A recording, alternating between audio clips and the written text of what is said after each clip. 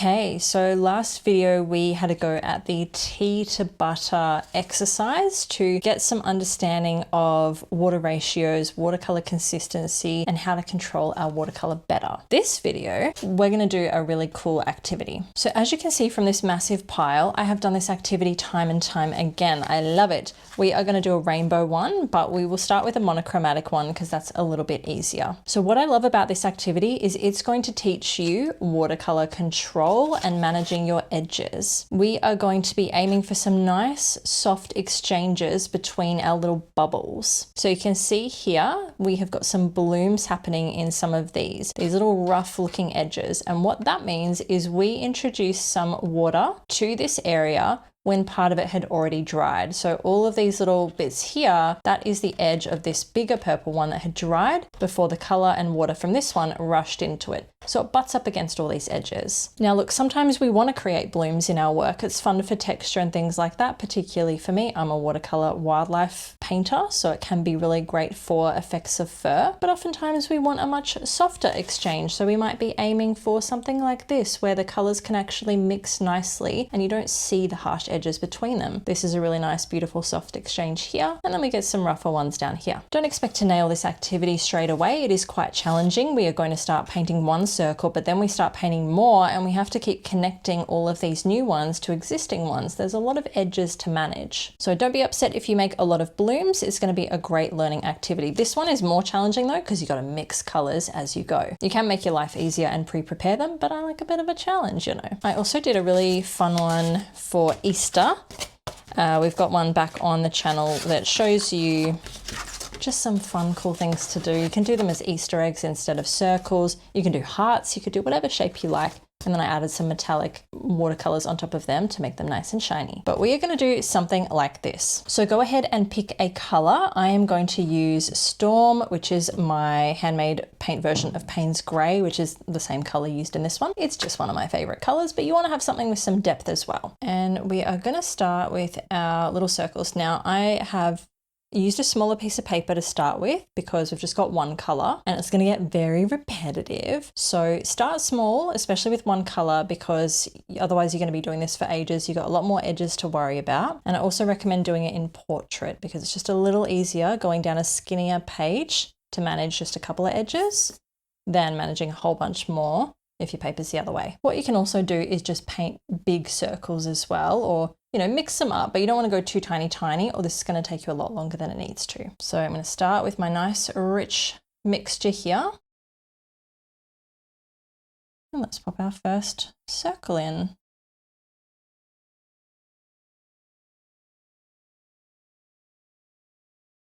And then what we want to do is rinse a bunch of color off our brush.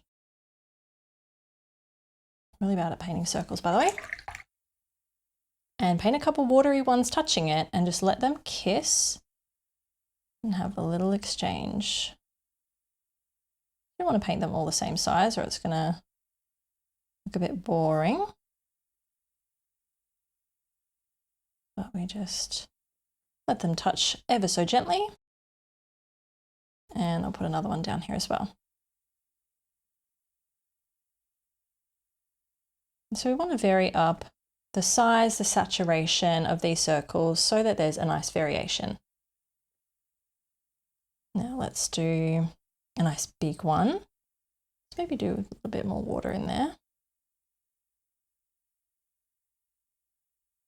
And I don't want to just make them all the same height across the top either. Or that will also just get a little bit boring looking.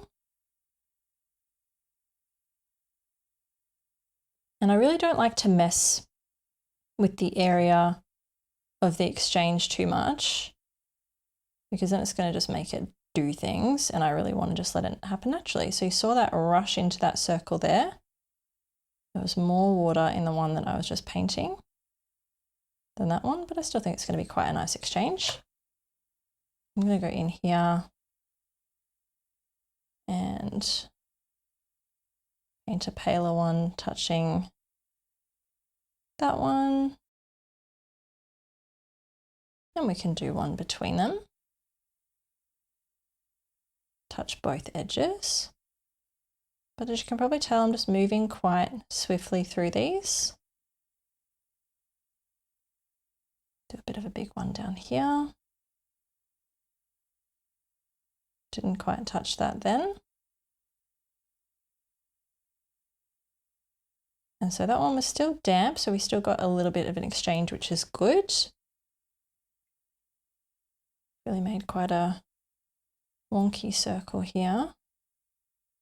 Might be able to fix it without too much fuss. But we really want these nice soft exchanges. We don't want to see them running through, and I'm going to show you an example of that after this, which is when we've just got like a little bit too much water happening all throughout our circles.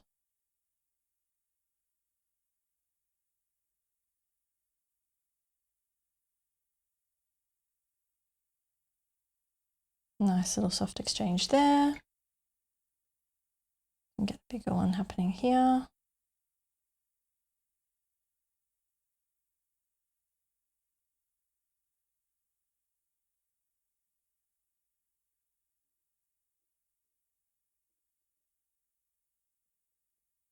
And then let's maybe do a big pale one down here.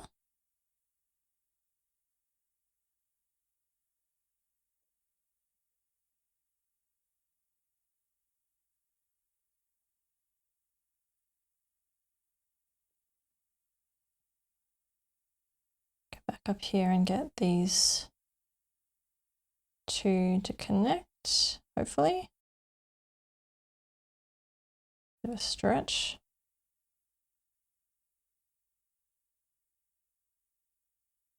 Just all very nice little exchanges. That one's looking a little bit rough there, so that indicates that one had already started drying.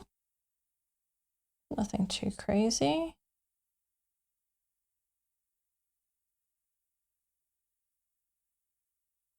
Nice little soft one there. Maybe a nice little watery one in between these two as well.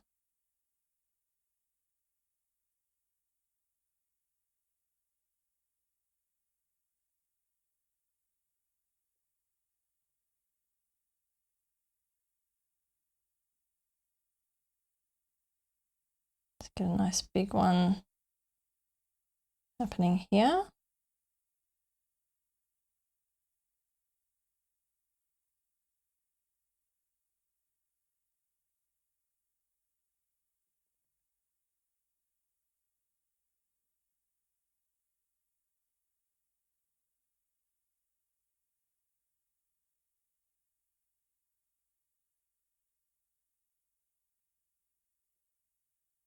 This activity is going to teach you to move a little bit quicker as well through your work. Sometimes when we're beginners, we fuss around a lot and all of a sudden our edges have dried. We're wondering why nothing is happening, or we're getting sort of rough exchanges. That's usually just a timing issue, but thing to keep in mind as well is that everyone has different supplies, and the quality of supplies or the thickness of the paper, this can all vary up the workability time, as well as the climate that you're painting in as well. That's why I always recommend having a go at something yourself. Don't just rely on what you've seen someone else achieve, because it may not be the same for you at all. So really get to know your supplies, your individual supplies, and just be aware that whenever you substitute something in or out, it can affect the way that things work. You know, some brushes can be thirstier than others, so if you go playing around with that, then you might have difficulty with your water ratios from what you're used to. Thicker paper can be thirstier, higher quality paper can be thirstier. So try when you're learning to stick to the same supplies. Just going to make your life a little bit easier, because you're going to become really familiar with them. And once you start branching out and using different supplies, you're going to have enough experience under your belt at that point to know how to problem solve, versus when you're a beginner, you're probably just going to blame yourself. And that's not very fair. watercolor supplies often have a lot to answer for. So I find this a really nice meditative practice as well, particularly monochromatically. All you're really doing is varying up the value of these circles, nothing too crazy. We are going to do, the rainbow one next, so lock in and get ready for that. They're both super fun activities, and we're really looking for these nice soft exchanges between the circles, and varying up the value just helps you actually see that. If we did them all the same color, just all going to even out. We really want to see the exchanges happening. So that one's not really doing much there, so that's dried. I've left that a little too long, but I should be able to meet it up with this one at least.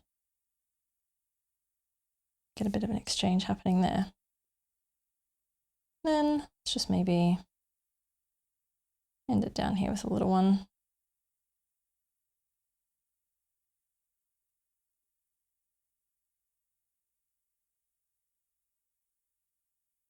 I can actually paint a circle.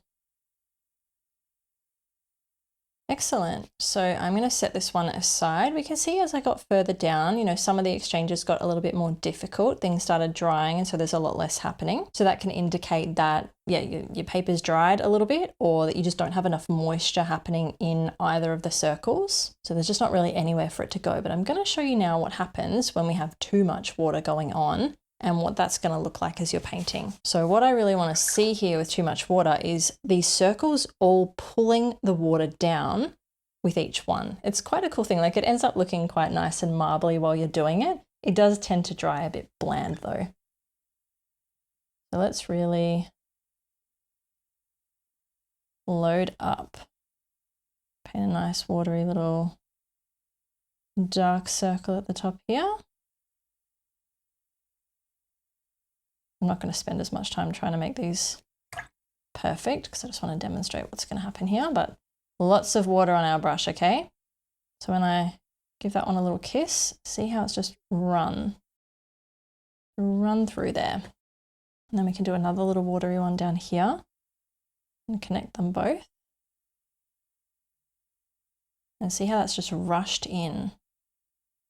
It's got too much water happening here. Let's do another dark one because I still want you to see the exchange. So we want to mix up the value.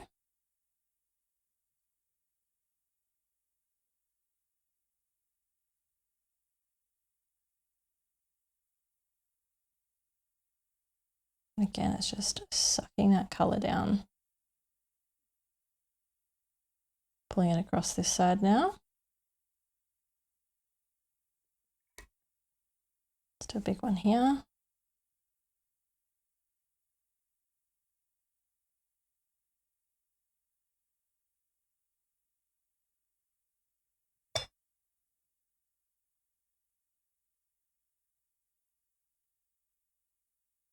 So, I'm still moving with some speed, but it's not going too well for me.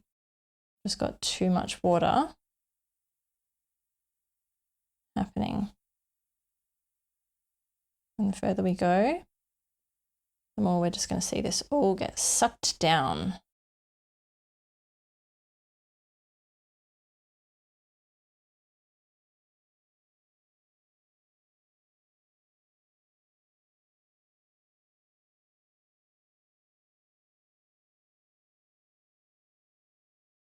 So see that? This one just rushed out of that circle all the way down here. I'm going to now change that flow a little bit by adding another one on this direction. It should pull it back a little bit. That's coming into that circle. Let's do another one down here. Really get this sort of like a little chain happening. See, it's still sucking that color right across there. It's really cool. I'm going to ignore this side now and just keep adding to this one. See if I can just get this pull effect all the way down here.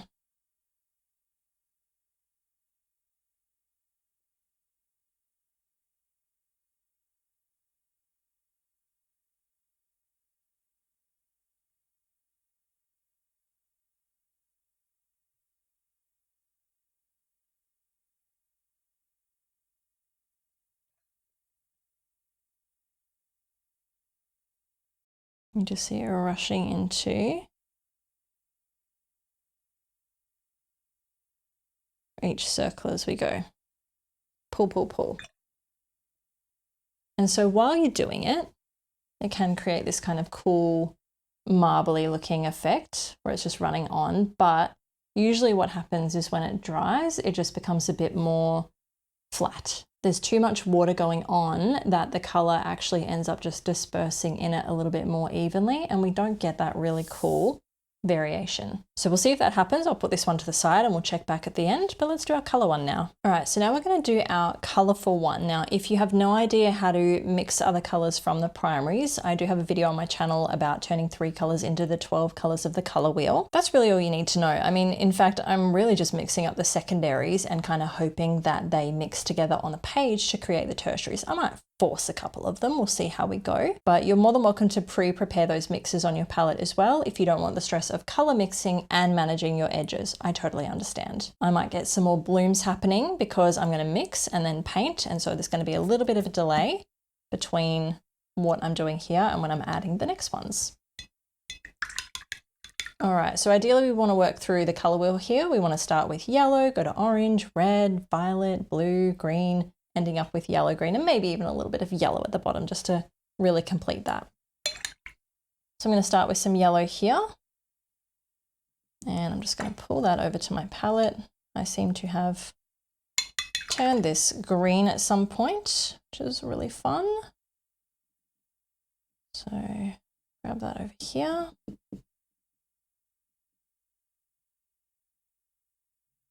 And let's start painting it down. Now I'm going to try and remember to do these circles reasonably big. Sometimes I just get really caught up and make them too small, and then we're here all day. But we also want enough room to fit all these colors in, mix up the value, so switch to watery as well, and get all of the colors in that we need.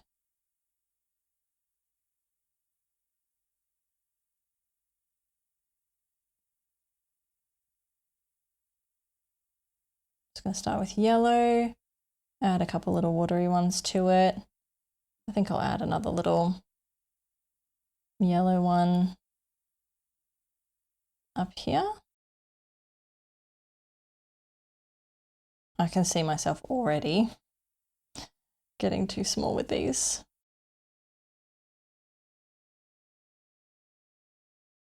All right, let's grab some red now. We want some orange.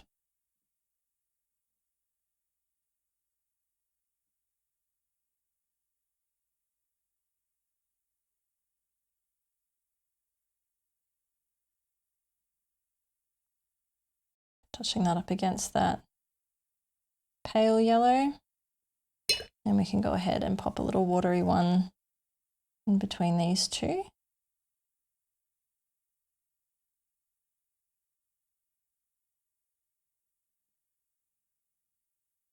Probably another little watery one down here as well, before that edge gets too dry.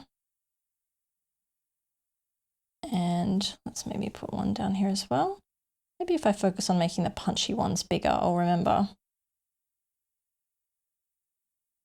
I feel like I want more intense orange as well. You can go with that.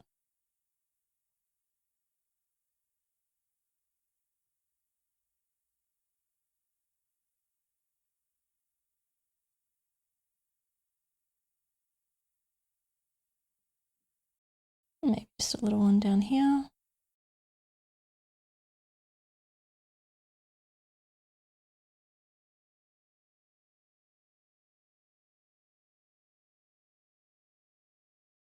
I want to start moving into more of a reddy color.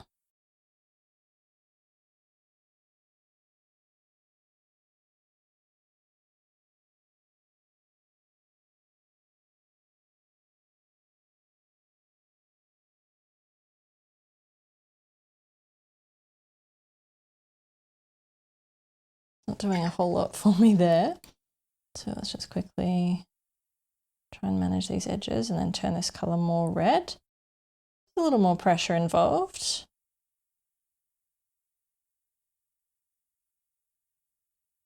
with keeping things moving.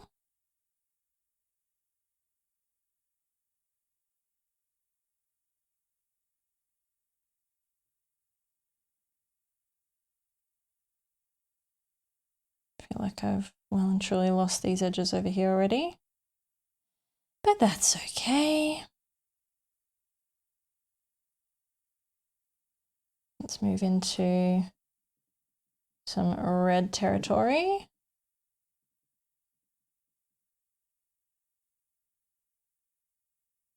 And try and move a little quicker in between all the watery ones we just made.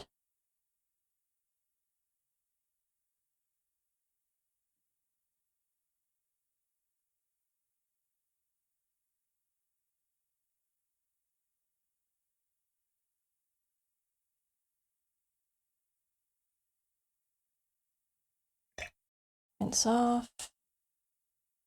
Get a watery one happening here.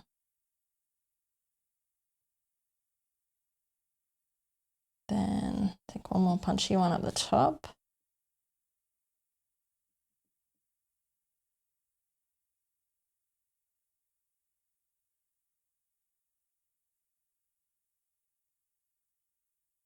Oh my goodness, if I could paint a circle, that'd be awesome. All right, rinse off. We can connect these two. You know, before I start mixing the color, I'm trying to make these little watery ones just to buy myself some time. And maybe we could do a big one here. I feel like I'm making these too small and it's taking forever. All right, let's move to some more magenta color now. I think I'm going to just pop one here, and I don't think it's going to do anything because I think this one is well and truly, oh no, still wet. All right, we got it, we're good. A little bit. It's not going to be as nice, but I probably just painted over that to a point that's dry now, but whatever. All right, let's do another big one here on this edge.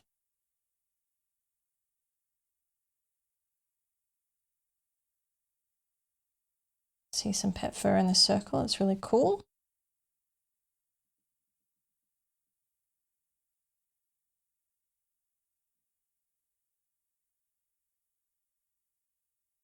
Go ahead, pop a little smaller one in here maybe.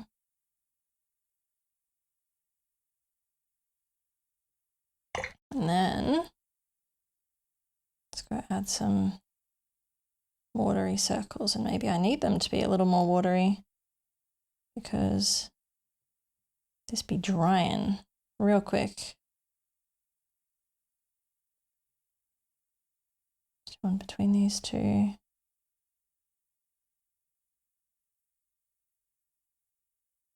Actually just gonna leave that one alone, I think. Maybe do one down here.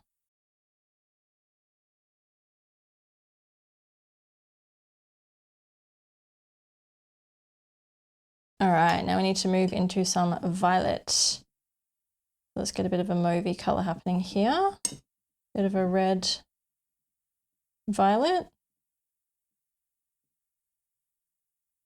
So you can see some blooms going crazy there.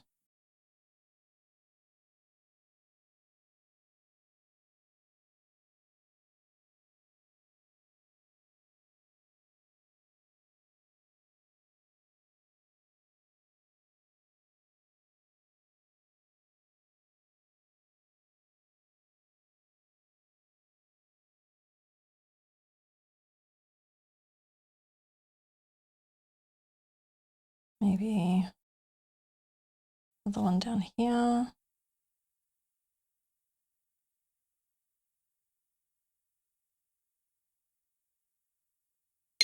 Let's rinse off. I'll add a watery one here. This area just feels a little bit naked. Then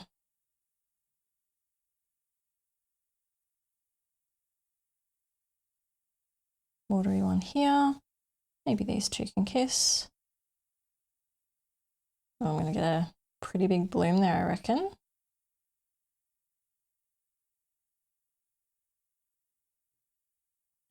Maybe one between these.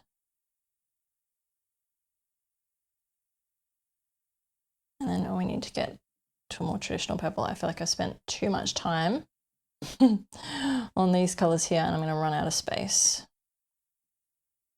So let's maybe, oh, speed through purple a little bit.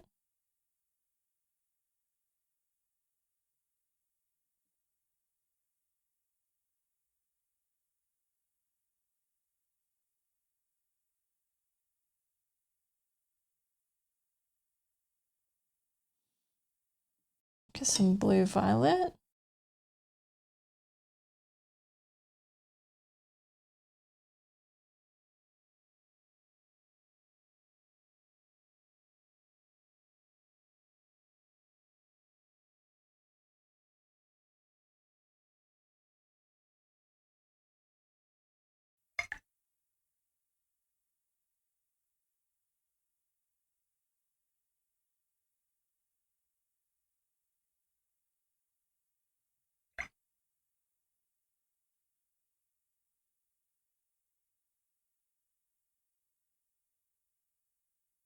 And then let's move into some more just blue. Just going to rinse that off. Make a little watery one here.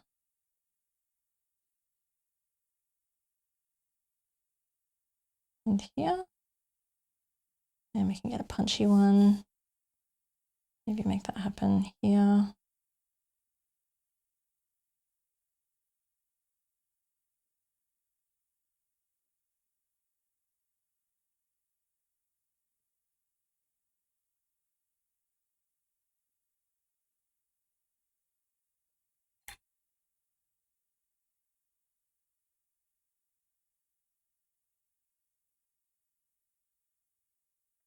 My circles are getting wonkier and wonkier as I'm panic painting towards the finish line.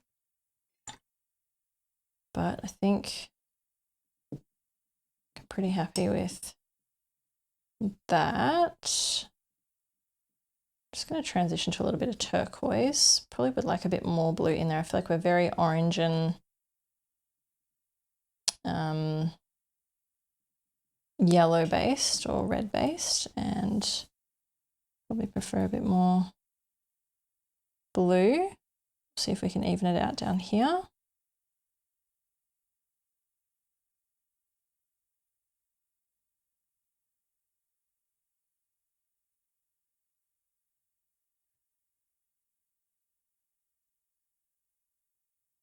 Let's get some water happening. And even out my terrible circles.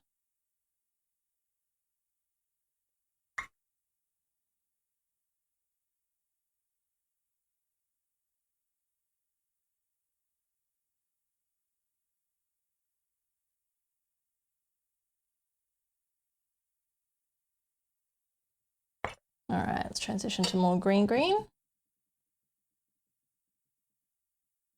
Regular schmegular old green.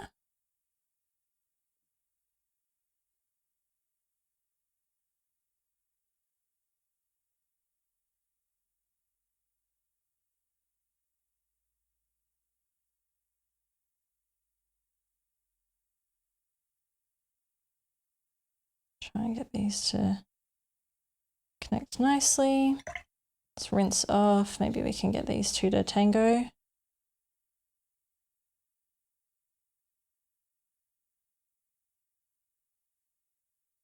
Just some regular green. And I might even have time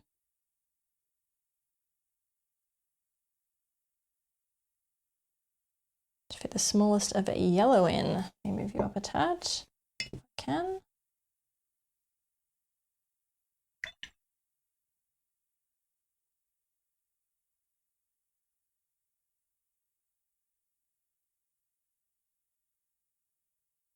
All right, let's grab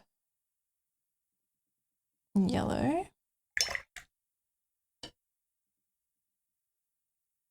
And I just want to actually try and get a watery one down here before this one dries off.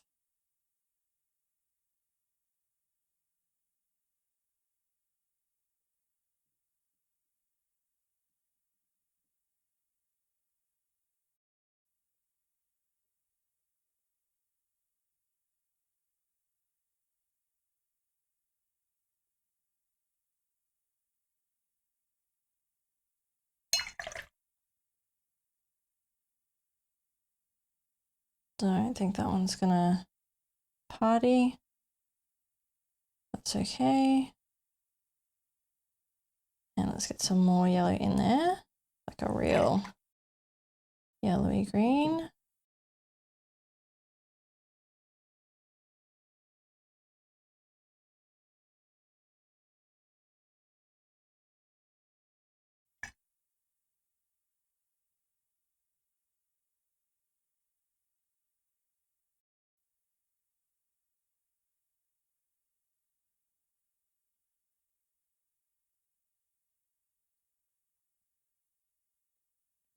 And what I'd like to do is finish it off with some yellow.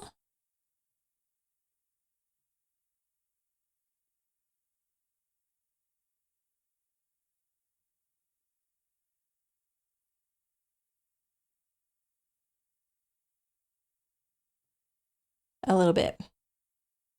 We did it! So yeah, it gets a little harder to manage. The more you go down, the more colors you're introducing. And as you can see, I got a lot more blooms in this one happening. Started off nice and sort of softer exchanges, and then the more edges we introduce, the harder it gets. And that's just like painting with watercolor normally. Have a look at our little original one.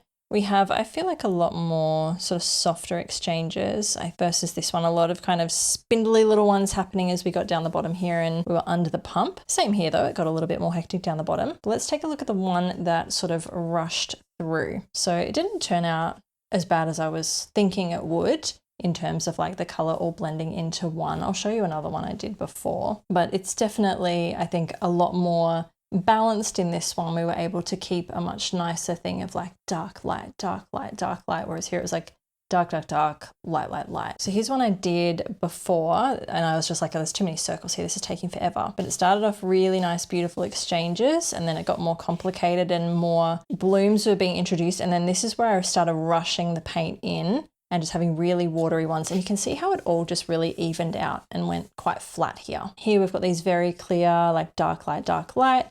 And then here it just all kind of blends into one. It's still pretty, but I think it's a bit nicer when we can vary that up and control that as well. This one I felt like I was at the mercy of just the way it's going to dry. And same with this one here, where I started rushing it through. Whereas I feel like when you are managing those edges, you are managing those exchanges, the values, and they're not able to cross through each other too much. Like it's a much more predictable outcome. And then we have our little color one, but there you go. That is a fun, practical way to put into practice water control. Start with monochromatic. It's going to be a lot easier if you're not mixing colors, but if you want to try this one, you're more than welcome to have your colors ready to go on your palette. You don't have to mix as you go like I did, but it's really going to help you get familiar with your particular set of supplies and how the paints on your paper are going to exchange with one another. And practicing this is just going to make you better at managing your edges in your own portraits, understanding the right time to be adding something. When you're trying this activity and you touch two edges up against each other and nothing really happens, you're going to understand, I waited too long, it's too dry. And that's going to help you understand the speed at which you need to work out when you're painting in a regular portrait. So have a go, have fun. At the very end, you can have a really nice, pretty pattern anyway, as well as learning a ton about watercolor control. And I will see you in the next one.